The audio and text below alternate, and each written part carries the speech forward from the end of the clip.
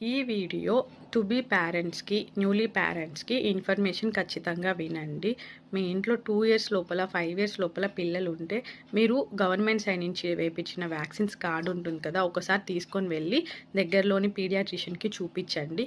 ఎందుకంటే కొన్ని vaccines government side నుంచి మన పిల్లలకు అందవు. ఎగ్జాంపుల్కి టైఫాయిడ్ వ్యాక్సిన్.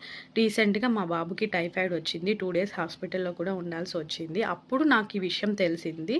బాబు వ్యాక్సిన్స్ కార్డ్ చూపిమంటే పీడియాట్రిషియన్కి చూపిస్తే, మేడం ఇందులో కొన్ని వ్యాక్సిన్స్ లేవు, బాబుకు ఆల్రెడీ 3 ఇయర్స్, సో ఇప్పటికైనా మీరు ఈ వ్యాక్సిన్స్ వేపిస్తే బాబుకి కొంచెం డిఫికల్టీస్ ఏమి రావని చెప్పారు.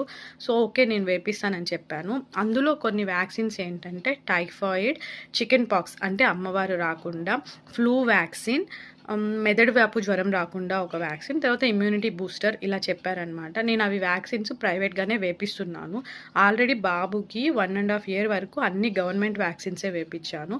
ఈ వ్యాక్సిన్స్ బాబుకి వేయలేదని చెప్పి ఆ కార్డులో చూసి చెప్పారు మేడము. దానికి నేను ఓకే చెప్పి వేపిస్తూ వస్తున్నాను.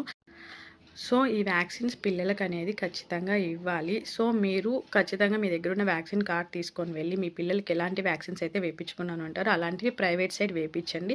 మన పిల్లలకి మంచిది, మంచిగా గ్రోత్ ఉంటుంది, డిఫికల్టీస్ ఎలాంటివి రావు. సో నేను మా పిల్లలు ఇద్దరికీ వేపిస్తూ ఉన్నాను. If you care it, share this information to others. Bye.